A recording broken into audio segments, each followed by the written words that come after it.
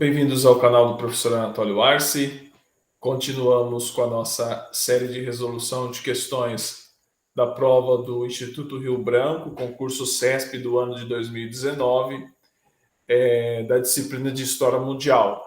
No vídeo de hoje nós vamos resolver as questões 58, 59 e 60 da prova de 2019, da disciplina de História Mundial.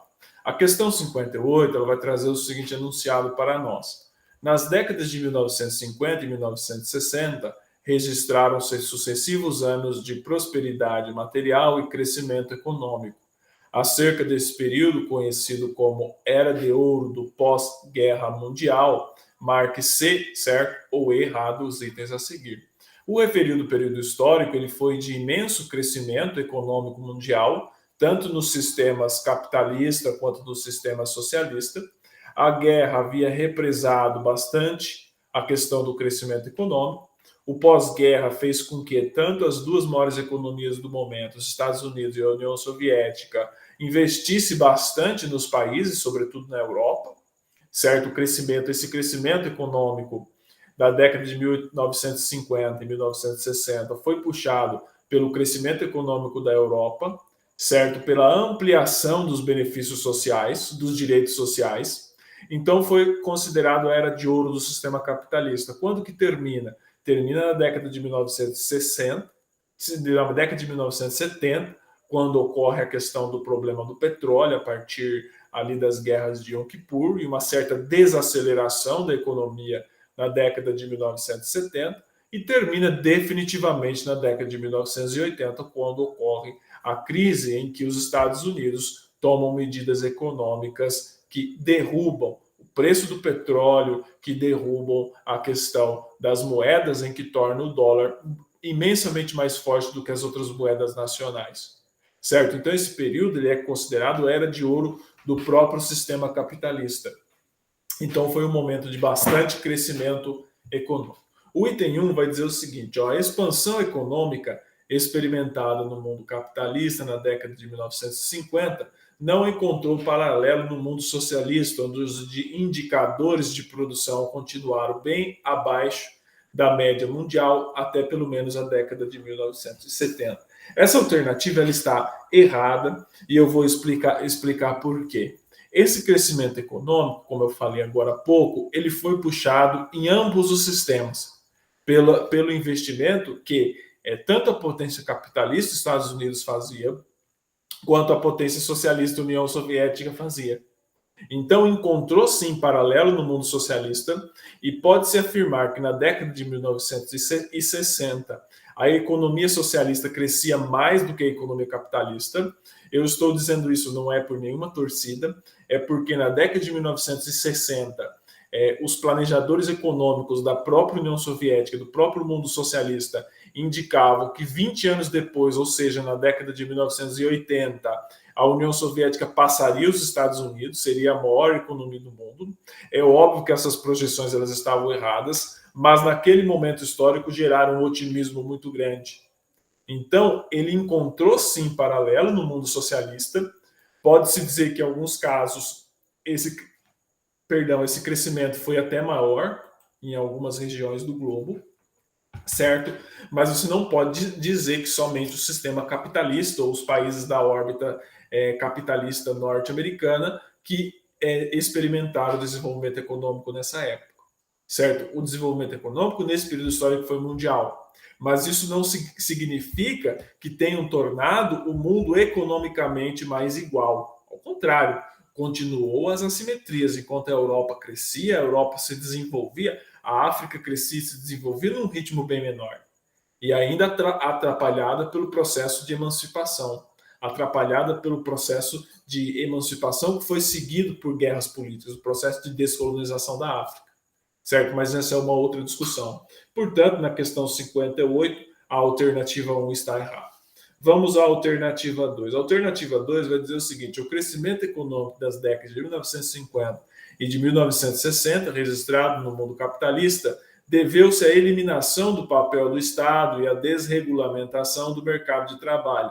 Como os índices de produção e crescimento eram altos, também cresceram os salários, que tornaram possível o consumo em massa. Essa alternativa também está errada.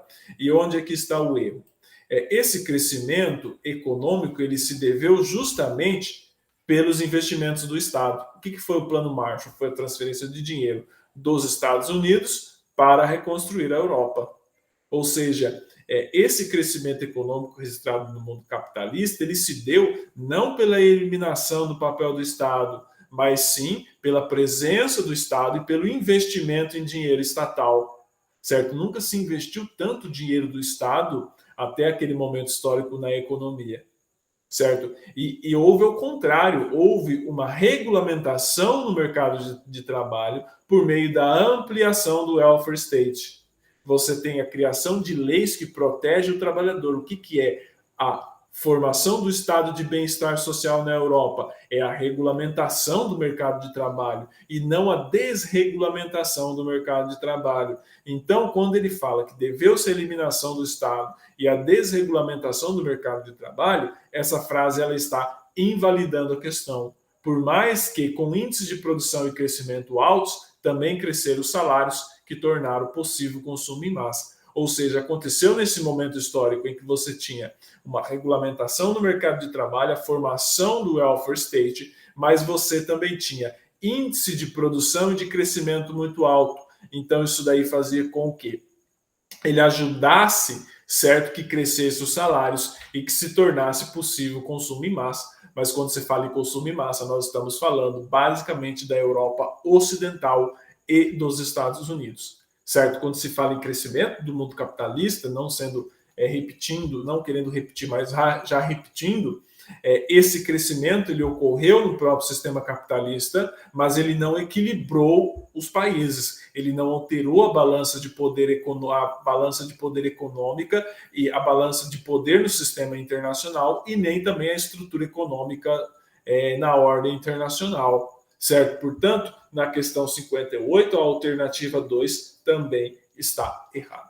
Vamos à alternativa 3. A alternativa 3 vai dizer o seguinte: a politização da questão ambiental por meio da fundação e do fortalecimento de partidos verdes na Europa é contemporânea da primeira crise do petróleo decorrente da elevação de cerca de 400% dos preços dessa commodity.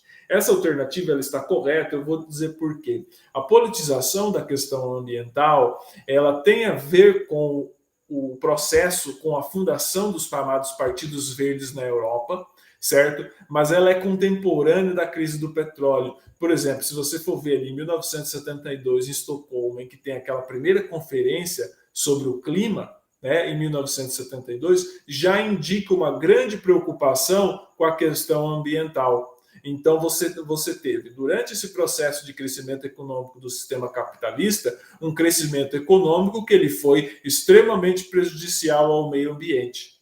E aí, os países industrializados, que mais tinham indústria, que mais geravam riquezas industriais, foram os mais afetados na questão da poluição ambiental.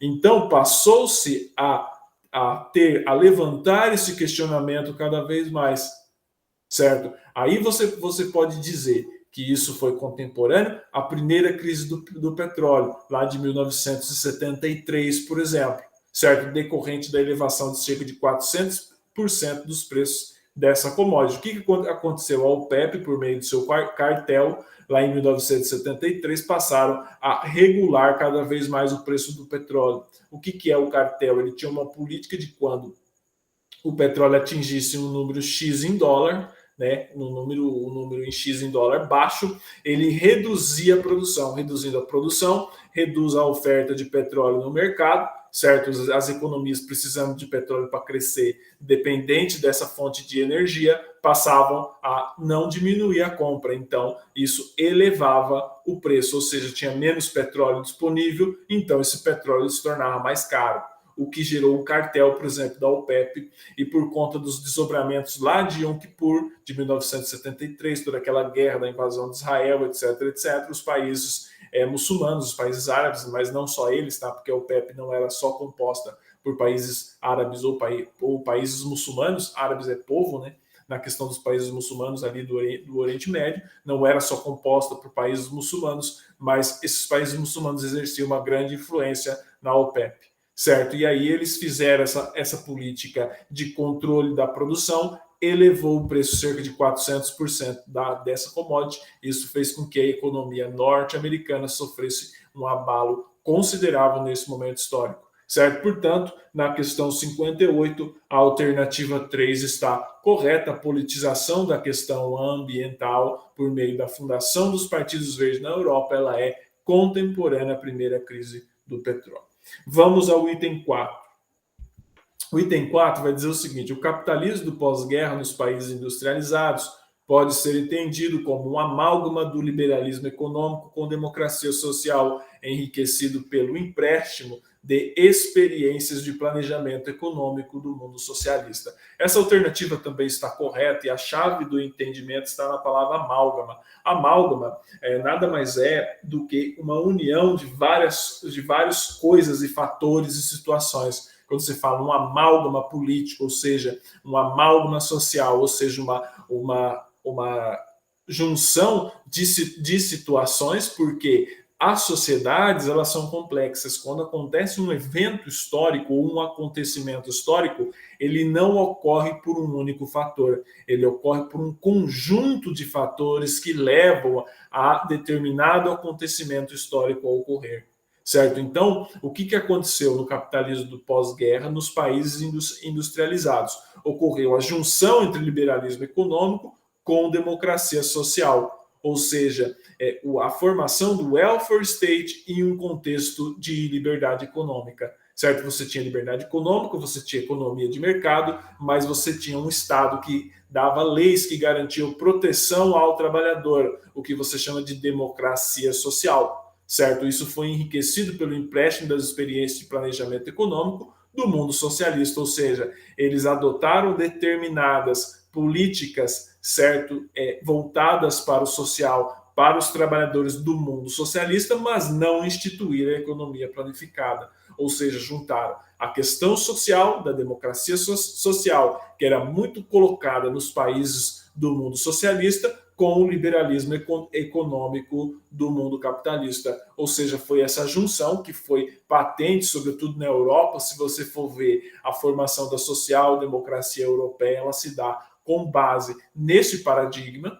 certo? Nesse paradigma de liberalismo econômico com democracia social, e pouca gente sabe que isso foi enriquecido por empréstimo de experiências de planejamento econômico do mundo socialista. Portanto, na questão 58, a alternativa 4 está correta. Recapitulando, na questão 58, a alternativa 1 está errada, a alternativa 2 está errada, a alternativa 3 está correta e a alternativa 4 também está correta. Vamos agora à questão 59. A questão 59 vai tratar sobre os fisiocratas franceses. Vai trazer o seguinte enunciado: no que concerne ao pensamento econômico francês no século XVIII, julgue C ou E o item a seguir. Deixa eu só gravar aqui, quando se fala em pensamento econômico francês no século XVIII, nós não estamos falando em liberalismo. Por que isso daí? A corrente de pensamento pensamento econômico francês mais forte no século XVIII foram os fisiocratas. Então, a chave para o entendimento dessa questão está você em contextualizar historicamente, certo? Vamos ler o item 1.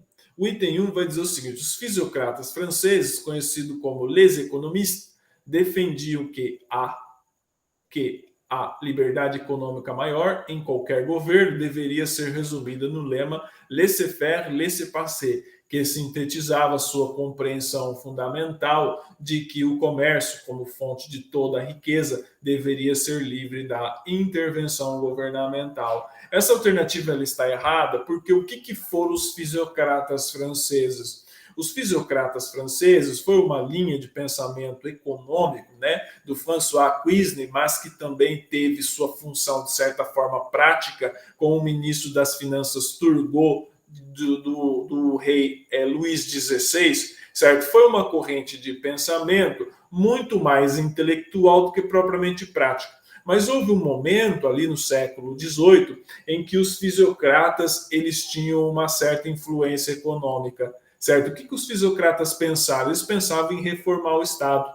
Eles percebiam que aquela estrutura econômica francesa, certo, calcada na terra, ainda naqueles privilégios feudais, que reunia muitos elementos econômicos do feudalismo, levaria a França à convulsão social. Então, pessoal, quando se fala da França de 1789, nós estamos falando de um conjunto de fatores que foram sendo produzidos ao longo das décadas para desembocar no 4 de julho de 1789. E se sabia antes de 1789, antes do 4 de julho de 1789, já se pensava, muitos intelectuais franceses, da possibilidade de reformas no sistema econômico francês. Então, os fisiocratas, eles defendiam que muita daquela relação com a terra em que você tinha do sistema feudal deveria ser abolida, assim como as corporações de ofício.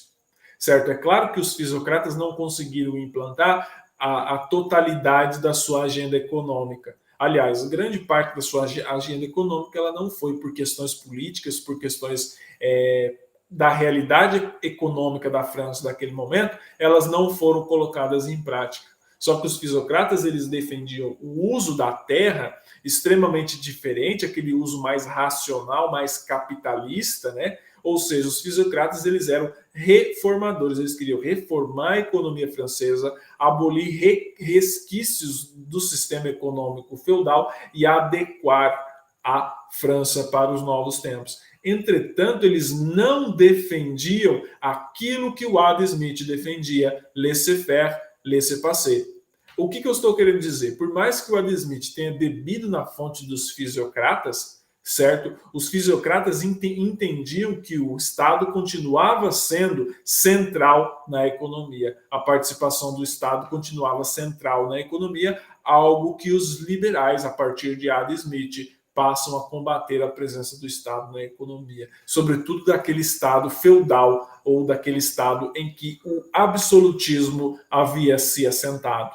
Certo? Então, essa alternativa ela está incorreta, porque se caso ele falasse os liberais franceses, aí tudo bem, mas ele está falando dos fisiocratas franceses, que de fato eram conhecidos como os economistas, certo? Mas eles não defendiam esse lema laissez-faire, laissez-passer. Esse lema é um lema liberal, é um lema fundado por Adam Smith, certo? Portanto, na questão 59, a alternativa 1 ela está errada. Vamos à alternativa 2 agora. Essa alternativa é até, de certa forma, grande.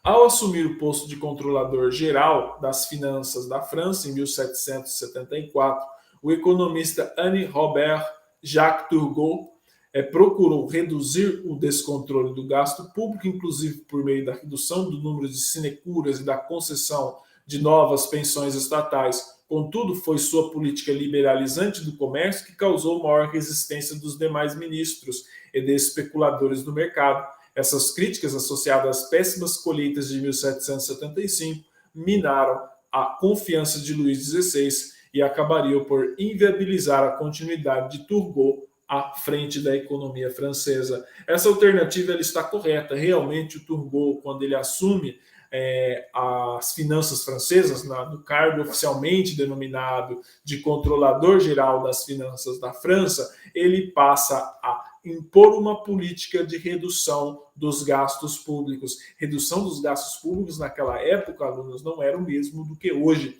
Redução dos gastos públicos naquela época era você cortar os privilégios de casta, ou seja, os privilégios de estamento. Você iria mexer no bolso da nobreza, ou seja, você teria que não conceder novas pensões estatais, você teria que reduzir as pensões estatais. O Estado francês, naquele momento histórico, concedia pensões à nobreza a rodo, certo? Se um nobre morresse e deixasse a mulher sem bens, o Estado ele ia lá e dava uma pensão para essa pessoa, porque ela tinha um título de nobreza, o que não era tão fácil de conseguir na França, o título de nobreza, porque tinha a ver com questão de linhagem, tinha a ver com questão de antiguidade familiar, certo? Mas isso gerava um grande gasto para o erário público, certo? Então, ele buscou, de um lado, reduzir o controle dos gastos públicos reduzir a concessão dessas pensões estatais para reduzir os gastos, e por outro lado o Turgot ele também buscou uma política que pudesse liberar o comércio, certo? Que pudesse fazer com que a França ganhasse mais dinheiro. Entretanto, mudar certos hábitos, mudar certos costumes e mexer com uma estrutura que era muito arraigada trouxe consequências negativas, e para isso ele precisava de um contexto econômico favorável. Lembrando que a França, a partir da década de 1770, a França passa por uma sucessão, por uma espiral de péssimas colheitas, certo? Que vai acabar prejudicando ainda mais os gastos públicos, o erário francês. Tanto é que a França também, a partir disso, ela entra algumas décadas antes numa guerra contra a Inglaterra, ela financia grande parte da Revolução Norte-Americana, ou seja, o erário francês estava extremamente pilhado, certo? Mas aí a dura realidade se impôs e Turgot não conseguiu colocar suas políticas em andamento. Isso daí minou também a confiança que ele tinha do rei Luís XVI, certo? Portanto, na questão 59, a alternativa 2 também está correta. A alternativa 2 está correta. Vamos à alternativa 3. A alternativa 3, que é menor que a 2, vai dizer o seguinte: de acordo com os teóricos da fisiocracia, os estados deveriam paulatinamente ser extintos, já que não passaram de entrave desnecessário ao livre comércio e de bens. Essa alternativa ela está completamente incorreta. Pelo contrário, os fisiocratas acreditavam que no papel do Estado na economia. Então, quando você fala em fisiocracia, o que os fisiocratas diferem basicamente dos liberais? É o papel do Estado na economia. Os fisiocratas acreditavam piamente no papel que o Estado deveria ter na economia, algo que os liberais passaram a combater a partir de um determinado momento. Por quê? Porque naquela época também se misturava o Estado com sua atuação política. Certo? Você falava em reduzir o Estado, era a mesma coisa do que você reduzir a violência que o Estado tinha para com seus cidadãos. Certo? Cidadãos, entre aspas, porque cidadania era algo muito diferente nessa época. Não se pode dizer que existia cidadania. Cidadania é uma construção do pós-Revolução Francesa. Certo? Mas o que importa para a nossa análise aqui é que na questão 59 a alternativa 3 está errada. Vamos à alternativa 4. A alternativa 4 vai falar o seguinte: é o modelo proposto por François Cuisner no respectivo Tableau Économique ilustrava como interagiam por meio das trocas comerciais, ou seja, operações de compra e venda, a classe proprietária, donos de terras produtivas, trabalhadores da agricultura e estéril, artesãos e mercadores. Certo? Essa alternativa ela está correta porque ela está em linha com o que pregava o François Cuisner e os fisiocratas. Eles pregavam a extinção das ordens de ofício, certo? Que durante o período histórico conhecido como Idade Moderna, ou mercantilismo, vamos lá, o sistema econômico mercantilista, ele era calcado nas ordens de ofício. E uma dessas ordens de ofício era dos artesãos e dos mercadores. E os fisiocratas, eles consideravam os artesãos e os mercadores estéreis. Eles pensavam na classe proprietária, certo, responsável pela compra e venda, como os donos de terra, a classe produtiva, que eram os trabalhadores da agricultura, e os artesãos, os mercadores, era uma classe estéril e dependente, né, do consumo ou do bel prazer da classe proprietária. Então ele fazia diferente daquilo que fazia outros pensadores, como, por exemplo, Thomas Malthus, que achava que o pessoal, a classe proprietária, era caixa de ressonância porque eles não faziam nada. Os fisiocratas defendiam o seguinte, que a classe estéril eram os artesãos e os mercadores, porque eles só produziam coisas que eram consideradas supérfluas, não produziam, certo? Então, o François Cuisner, a questão dos fisiocratas, fica muito claro como eles entendem o papel da economia, certo? Ou seja, eles entendem que a terra é primordial na questão do crescimento econômico e se deve ter uma classe proprietária, que são os donos de terra, e a produtiva, que são os trabalhadores da agricultura, certo? Eles não apostavam no comércio como uma fonte de riqueza, tá bom? Então, portanto, recapitulando, na questão 59, a alternativa 1 está errada, a alternativa 2 está correta, a alternativa 3 está errada e a alternativa 4 está correta. Vamos agora à questão 60, também conhecido como última questão a ser resolvida no vídeo de hoje. 60, ela vai falar sobre a Guerra do Ópio, ocorrida na China no século XIX.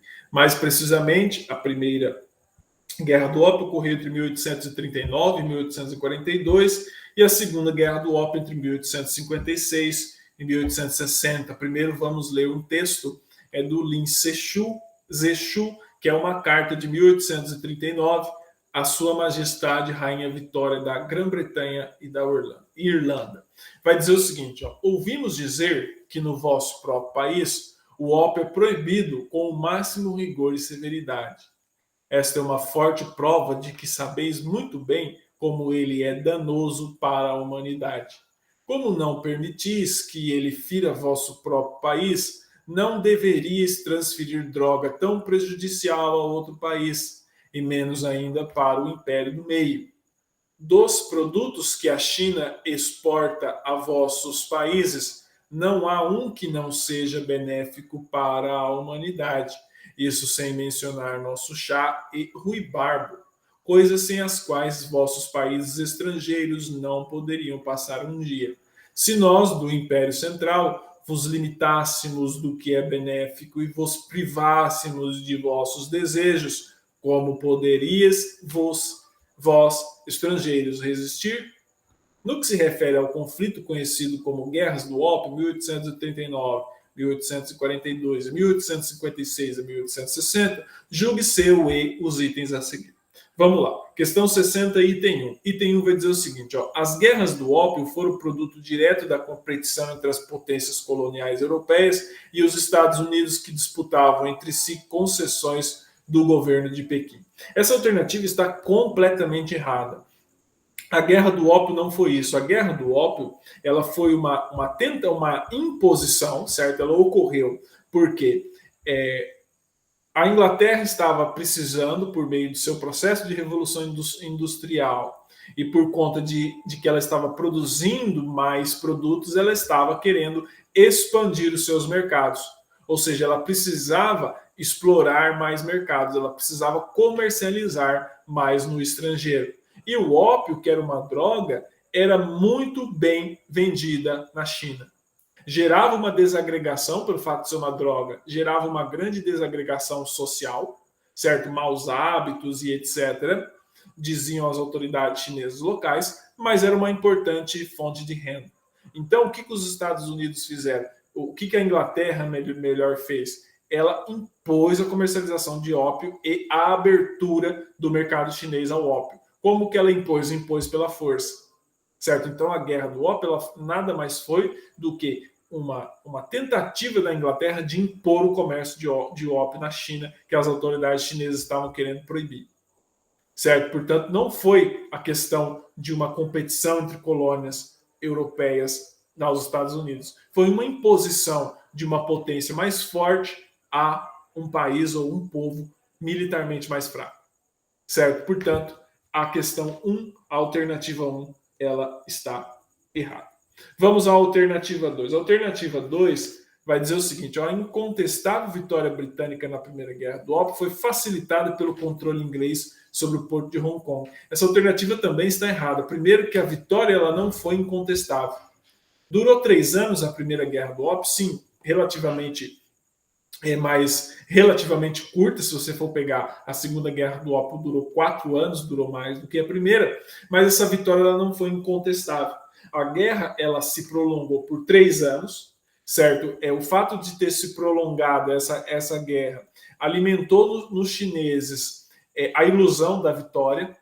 Os chineses usavam táticas de guerrilha, certo? Se você for ver, houve guerra de guerrilhas aos arredores de Cantão, aos arredores de Hong Kong, por exemplo. Ou seja, foi após a vitória da Inglaterra na Guerra do Ópio, em que os chineses estavam enfraquecidos, que a Inglaterra controlou o porto de Hong Kong, certo? Porque até então a Inglaterra não tinha controlado o porto de Hong Kong. Não só o porto de Hong Kong, como a cidade inteira de Hong Kong, certo? O território de Hong Kong, que depois foi devolvido à China, entre aspas, certo? Hoje você pode dizer que tem uma soberania dividida, certo? A questão bem mal resolvida de Hong Kong até hoje.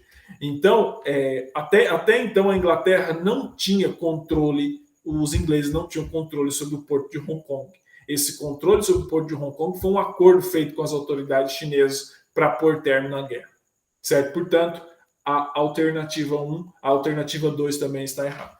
Vamos à alternativa 3. A alternativa 3 vai dizer o seguinte: apenas com a vitória na Segunda Guerra do Ópio, a China viu-se obrigada a permitir a instalação de representações estrangeiras residentes na respectiva capital imperial. Essa alternativa ela está correta, por quê? Porque as autoridades chinesas perceberam que o prolongamento da guerra causaria mais problema do que a resistência. Então eles passaram a fazer concessões aos ingleses, certo? Então a China ela se viu obrigada a permitir a instalação de representações estrangeiras residentes na respectiva capital imperial. Ou seja, a vitória na Guerra do Ópio ela foi extremamente benéfica para a Inglaterra, porque ela não apenas abriu o mercado chinês para a venda do ópio, ela abriu o mercado chinês praticamente para todos os produtos ingleses, para que a Inglaterra entrasse na China e dominasse. E dominou durante um certo período, certo? Portanto, essa alternativa ela está correta. A alternativa 4 vai dizer o seguinte: no período em que entre as hostilidades, britânicos e franceses auxiliaram a dinastia Qing a derrotar o movimento rebelde chinês messiânico de inspiração cristã, conhecido como Reino Celestial Taiping, sediado em Nanquim. Por mais que você tenha essa alternativa, ela possa induzir o candidato ao erro, essa alternativa ela está correta. E eu vou explicar por quê. O inglês, nesse momento histórico, ele pensava economicamente, ele não pensava apenas religiosamente. Em que sentido estou querendo dizer? Os interesses econômicos vinham em primeiro em relação aos interesses religiosos. Ou seja, eles eram mais importantes os interesses econômicos que os interesses religiosos. Então, pode levar um indivíduo ao erro achando que os britânicos e os franceses, sobretudo os britânicos, eles não iriam ir contra o movimento rebelde chinês messiânico. Mas eles se aproveitaram desse movimento rebelde chinês para dominar a China, porque eles falaram o seguinte: a gente auxilia a dinastia Qing, que dominava a China desde 1648, desde 1644. Você auxiliava a dinastia Qing a derrotar esse movimento rebelde chinês messiânico. Em troca, a dinastia Qing fazia concessões ao imperialismo inglês, fazia concessão à potência inglesa e à potência francesa. Então eles falaram: eu vou auxiliar a dinastia Qing a derrotar esses movimentos messiânicos, certo? Em troca, eles vão me apoiar com concessões econômicas aqui. E a dinastia Qing também via com bons olhos esse apoio, porque movimentos messiânicos traziam instabilidade ao império, certo?